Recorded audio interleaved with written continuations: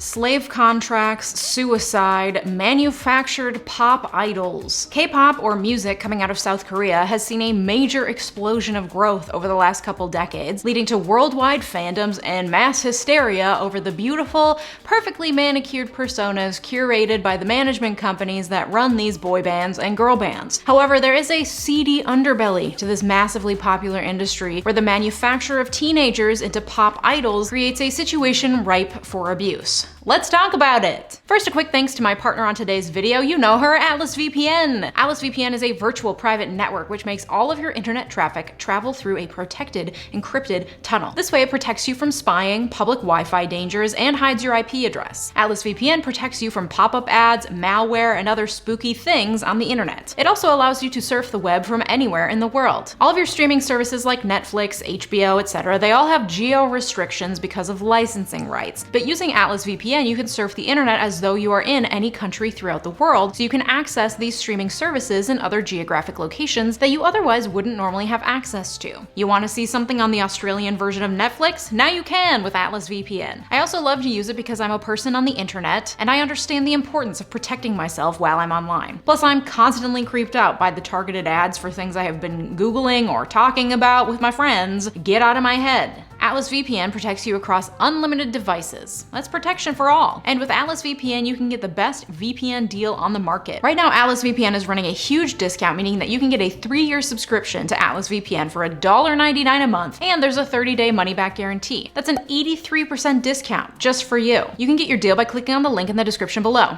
Thanks, Atlas VPN. Okay, K-pop is music that derives from South Korea and spans across many different genres, including boy bands, girl bands, bubblegum pop, rap, and hip-hop. It's basically become a term used to refer to the highly produced music that comes out of South Korea. It began to grow in popularity in the 90s, around the same time that boy bands in America like NSYNC and the Backstreet Boys were gaining popularity. Now, I'm not gonna give full credit to Western influence because that's an overly simplistic view of a complex culture that I have only a very limited understanding of, but a large part of the origins of K-pop stems from the westernization of Korean culture that began in the 80s and 90s. And if you watch K-pop music videos from the early 2000s, you'll see recognizable fashion and dance moves, especially if you're like me and you grew up loving NSYNC and binge watching music videos. I have to say I have very little knowledge of K-pop other than that Gangnam Style song, the BTS song Dynamite, and then thanks to TikTok, the Blackpink song How You Like That. 𝗬𝗠𝗧𝗏 also frequently plays K-pop during his 30-minute pop rides on Peloton, but I quite frankly can't often hear it above my own labored breathing. But How You Like That has 1.1 billion views on YouTube,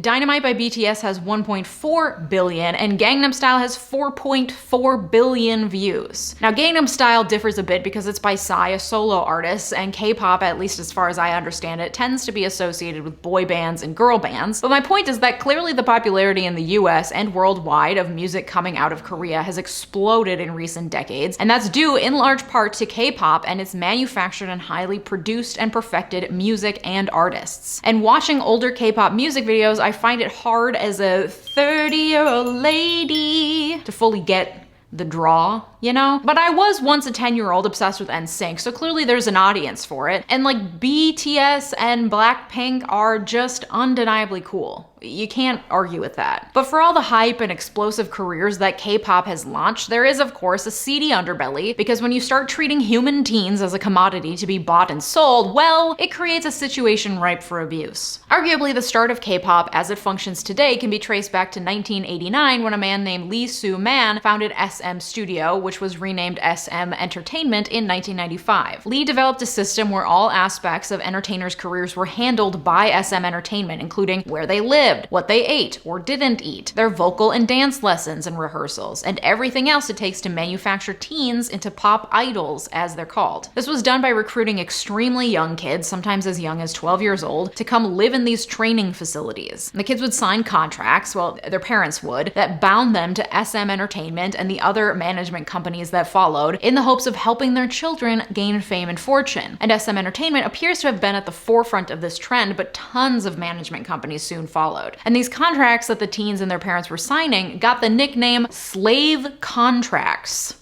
So You know that can't be good. The reason that these contracts were known as slave contracts is because they basically were, and are, but we'll get to that, a form of modern day indentured servitude. I feel like I associate the phrase indentured servitude with like old-timey things I learned in high school history class, like immigrants came over and became indentured servants, you know, like 200 years ago. But alas, my friends, 'tis a modern thing as well. As a refresher, if you don't remember from your high school days, indentured servitude is where someone signs a contract wherein that person is bound to work for another person for a specified period of time, in return usually for travel expenses and room and board. Like, hey you, Irish immigrant, I'll pay your way across the sea and give you a place to sleep and live, and in return you have to work for me until you pay me back, or for 7 years or whatever until the debt has been repaid. This is forced labor. In the US, we have this pesky little thing called the 13th Amendment, you might remember it from last week's video, but it bans slavery and involuntary servitude, which has been interpreted here to mean any forced labor, which is why, for example, if a football coach signs a contract to coach for a team for 5 years and then leaves for a different team after 4 years, the team he left will sue him for breach of contract, and the court may award that team damages for the breach, so the coach will have to pay the team a certain amount of money, but the court isn't going to order the coach to stay on and coach the team for that final year to finish out his contract, because that's forced labor and we really don't like that. Unless the people are incarcerated, and then we're fine with it, but that's a video for another day. Anyways, these slave contracts that the K-pop idols had to sign in order to be represented by a management company required them to live in often pretty gross dormitory-like situations with other idol trainees. The management company would pay for their lodging, their clothing, and their food, but also the idols had to be on strict diets. Like, this was part of their contracts. And they managed their physical fitness, their vocal and dance training. Everything was controlled and managed by the management company. Basically, the controlled environment allowed the management companies to manufacture the perfect pop idols. They manufactured the K-pop idols images, with all idols pretty much across the board being required to remain thin, beautiful, single, and heterosexual. But in exchange for these management services, the idols had to pay back the management companies for all of those expenses. So any money that they made from music sales and performing went right back into the pockets of the management companies. If an idol is placed in a group that makes it big, they can pay that money back relatively quickly. But for many idols in training, success doesn't come quickly, and they accrue years of debts to management companies that they're bound to pay back even if they leave the company. And this is on top of the cut that the management companies already take for themselves, which is often really steep. One report said that the management companies take a 90% cut of the income and the idol gets 10%, but that 10% first goes towards paying off their debts to the management companies. So it's not like 100% of the money that they earn goes towards paying off their debts, you know? The management company makes its profit and then charges the idols for their debts. A lot of idols and ex-idols have come forward in recent years to tell their own stories of the restricted lifestyles that they have to endure as K-pop idol trainees. But the practice was relatively unknown until one group came forward, sued their management company, and blew the lid wide open on the predatory contracts and enterprises that these teens were subjected to.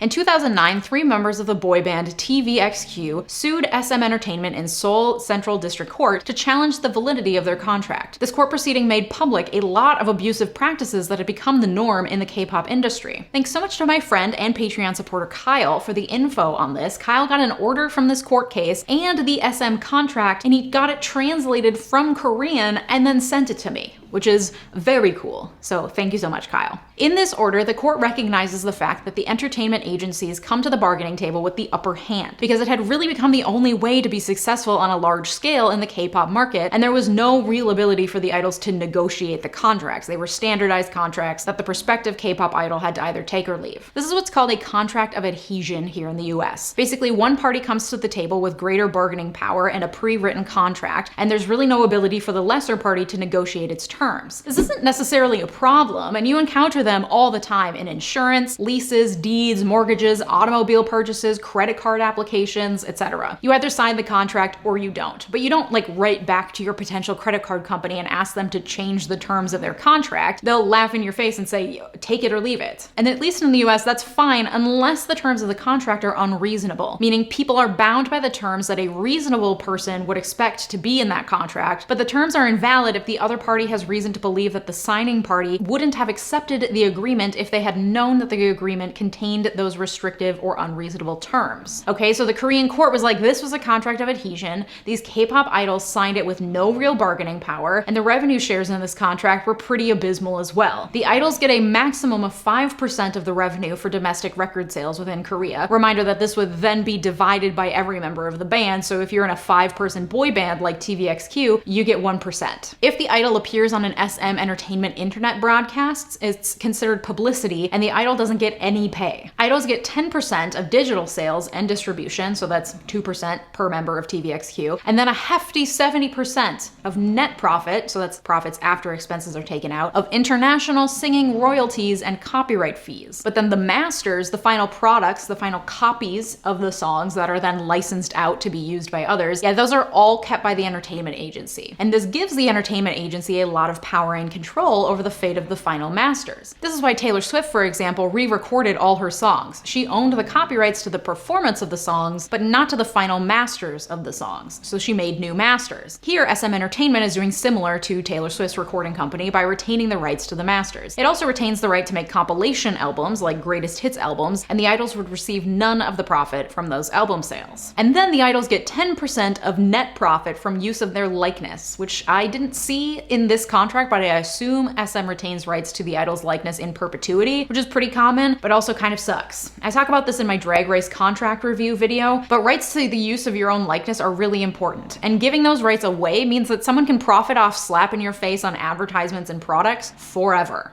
Additionally, the term of the contract was absurdly long, 13 years to be exact. So they signed it in 2004 and it would extend until 2017. And if the idols needed to suspend their work for a while, for example, to serve in the Korean military, which is compulsory, all male citizens of South Korea age 18 to 28 must serve in the military for around 2 years, then the contract term automatically extends for the time that the idol had to suspend his activities. So you're a 12-year-old boy, you sign this contract, which is gonna last until you're 25, and then 6 years later, you turn 18, join the military for 2 years, and then you go back to work for SM. You're now bound to them until you're 27, which the court points out could span the idol's entire career given the fact that trends change and fans are always looking for the next big thing. So it could mean that these entertainment companies own these idols and all of their music for the entirety of their careers. Additionally, the contract gave the idols no right to terminate the contract if the entertainment agency breaches it, and if the idols try to get out of the contract under any circumstances, they owe the entertainment company an enormous amount of money in damages, equal to 3 times the total investment, meaning the total amount that the entertainment agency paid for expenses and promotion for the idol. Yeah, 3 times that in damages, plus 2 times the lost potential profits during the rest of the contract period. So if an idol tries to end their relationship with a management company 3 years into a 13-year contract, they have to pay back the company for everything the company has paid for their training and promotion times 3, plus the profits that the company would have gained over the remaining 10 years of the contract times 2.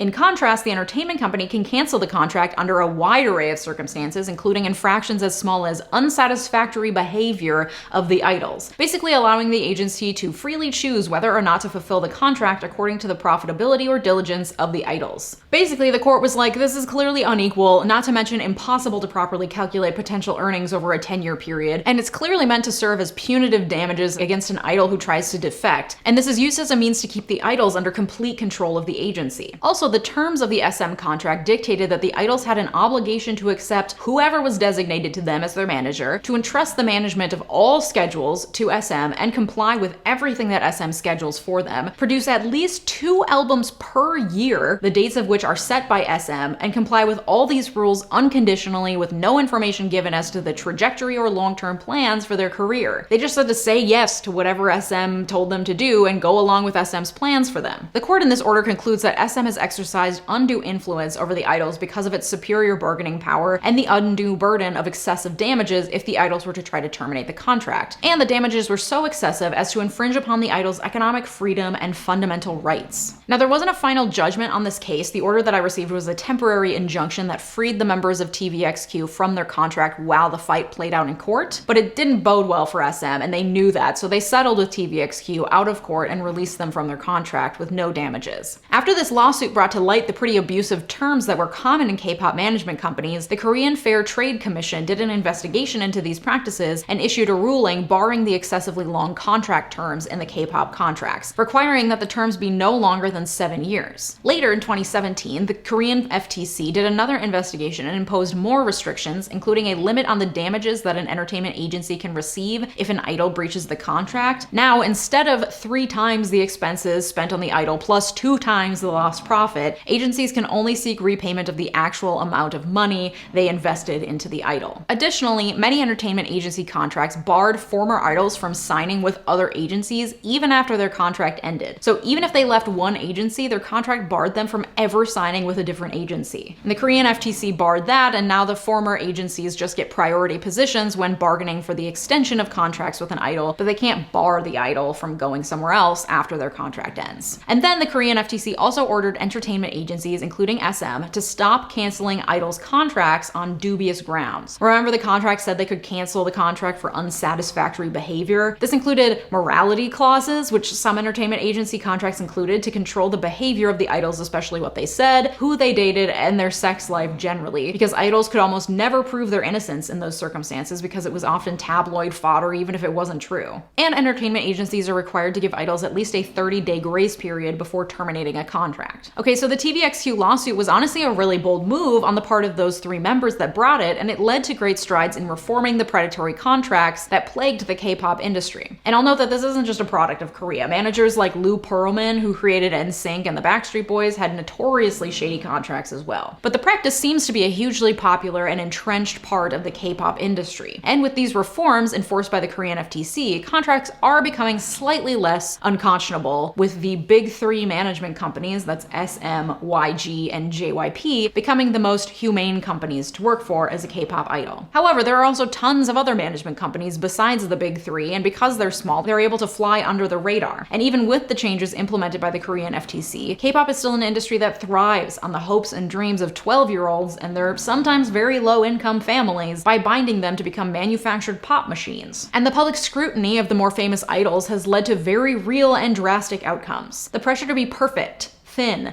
romantically available, and always working leaves K-pop stars alone and exhausted. There have been reports of K-pop idols passing out from exhaustion and chronic undereating. Idols who date each other are met with scrutiny and even hate from the public and their fans, both because Korea has a largely conservative culture and because the fans and management companies have a certain expectation of K-pop idols remaining romantically available. Because fans form parasocial relationships with their favorite idols, and keeping them single has the very real psychological effect of making fans think that they have a chance with them. As loony as that sounds, if you've ever participated in stan culture, you know that, especially for teens, these relationships can feel very, very real. And management companies know that they can capitalize on that by making the idols remain heterosexual and romantically available, whether or not that's actually the case. And this constant control, scrutiny, and pressure to fit a very strict and very perfect mold has made K-pop idols feel trapped and suffer severe mental health issues. For some, it even led to suicide. For example, Choi Jin-ri was an actress, singer, and model better known by her stage name Sully. She auditioned to be an SM Entertainment trainee when she was in the 4th grade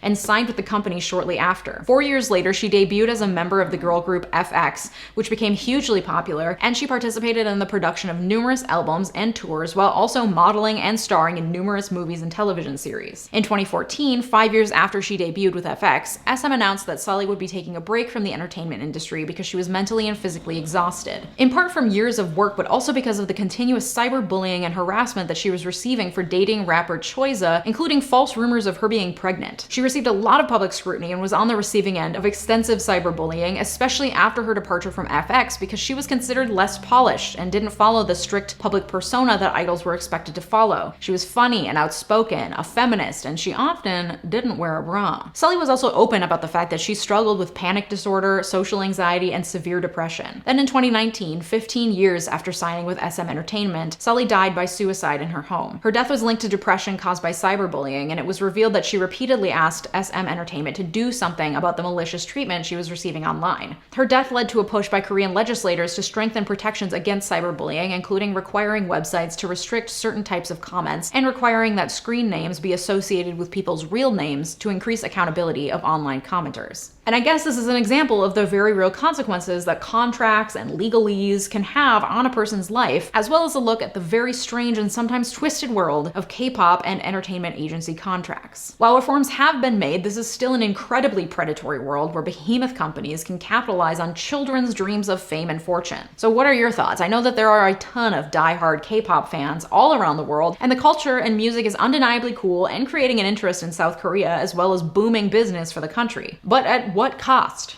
You know what I mean? Thanks again to my partner on today's video, Atlas VPN. Reminder that you can get a 3-year subscription to Atlas VPN for $1.99 a month, and there's a 30-day money-back guarantee. That's an 83% discount just for you. You can get your deal by clicking on the link in the description down below. Thanks, Atlas VPN. And if you like this video, you might also like this other video that I made all about Taylor Swift's re-recordings of her albums. Thanks so much for watching. Have a good day. Bye-bye.